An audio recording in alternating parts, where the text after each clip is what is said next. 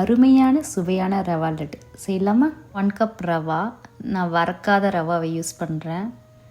3/4 cup sugar, அரைச்சும் போடலாம் அரைக்காமையும் போடலாம். நான் இன்றைக்கி வந்து அரைக்காமல் தான் போடுறேன். அப்புறமா 2 கப்பில் வந்து ஒரு கப்லேயும் ஒரு கைப்பிடி அளவு கேஷ்யூஸ் வச்சுருக்கேன். 1 கப்பில் இருக்கிற கேஷ்யூஸை நம்ம நெய்யில் வறுத்து ரவா லட்டுக்கு ஆட் பண்ண போகிறோம். இன்னொன்று கப்பில் இருக்கிற முந்திரி பருப்பை என்ன பண்ண போகிறோன்னு நான் செய்யும்போது சொல்கிறேன். திராட்சையும் போடலாம், ஆனால் எங்கள் வீட்டில் திராட்சை பிடிக்காது எங்கள் பசங்களுக்கு, அதனால் வந்து நான் திராட்சை ஆட் பண்ண போகிறதில்ல. 1/4 கப் கீ, இதை மொத்தமே இந்த ரவா லட்டு செய்யறதுக்கு நம்மளுக்கு 1/4 கப் கீ தான் தேவைப்படும். ஏலக்காய் பொடி தேவையான அளவுக்கு, வாசனைக்கு தேவையான அளவுக்கு ஏலக்காய் பொடி, அதுக்கப்புறமா 1/4 கப் தேங்காய் துருவல். நம்ம எடுத்து வச்ச 1 கப் ரவையை இந்த பேனில் போட்டுட்டு வறுக்கணும்.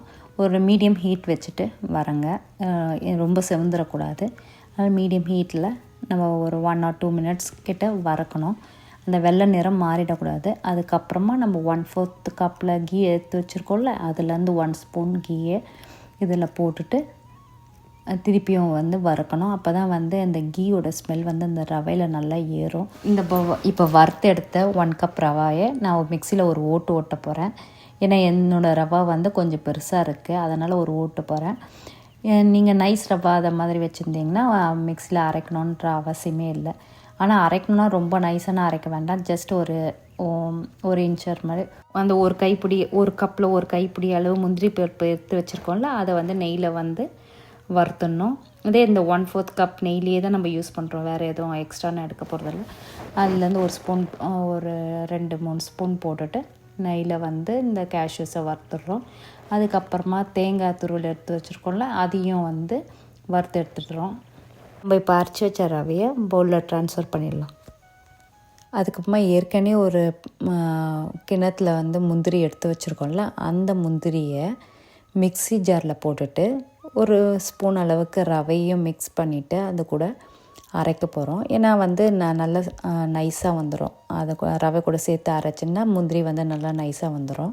இப்போ வந்து வறுத்த தேங்காயை ஆட் பண்ணுறோம். நம்ம வறுத்த தேங்காய் ஆட் பண்ணிவிட்டு ஒரு மிக்ஸ் பண்ணிவிட்டு அதுக்கப்புறமா தேவையான அளவுக்கு ஏலக்காய் பொடி, அதுக்கப்புறமா நம்ம ஏற்கனவே வறுத்துருக்கோம்ல நெய்யில் கேஷ்யூஸ், அதையும் இதில் போட்டுடுறோம்.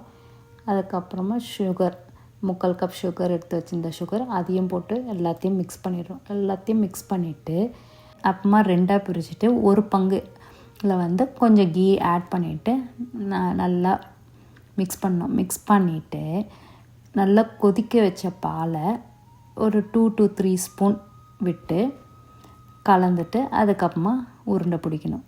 எல்லாம் பிடிச்சி முடிச்சிட்டோன்னே இன்னொன்று பங்கை அதே மாதிரி மிச்சம் இருக்கிற கீயில் விட்டு பால் விட்டு மிக்ஸ் பண்ணிவிட்டு லட்டு பிடிக்கணும்.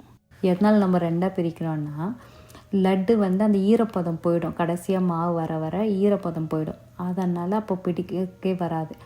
அதனால் நம்ம 2ஆக பிரிச்சிட்டோன்னா கொஞ்சம் மாவு தான் இருக்கும். விட்டு நெய் அப்புறமா பாலையும் விட்டு கொஞ்சமாக பிடிச்சிடலாம். இந்த கிருஷ்ண ஜெயந்திக்கு எங்களோட A to K rava laddu try பண்ணி பாருங்கள். உங்கள் வீட்டில் இருக்கிறவங்க எல்லாம் அசந்து போயிடுவாங்க. ஹாப்பி கிருஷ்ண ஜெயந்தி வாழ்த்துக்கள். எங்கள் சேனலை சப்ஸ்கிரைப் பண்ண மறந்துடாதீங்க. Please subscribe.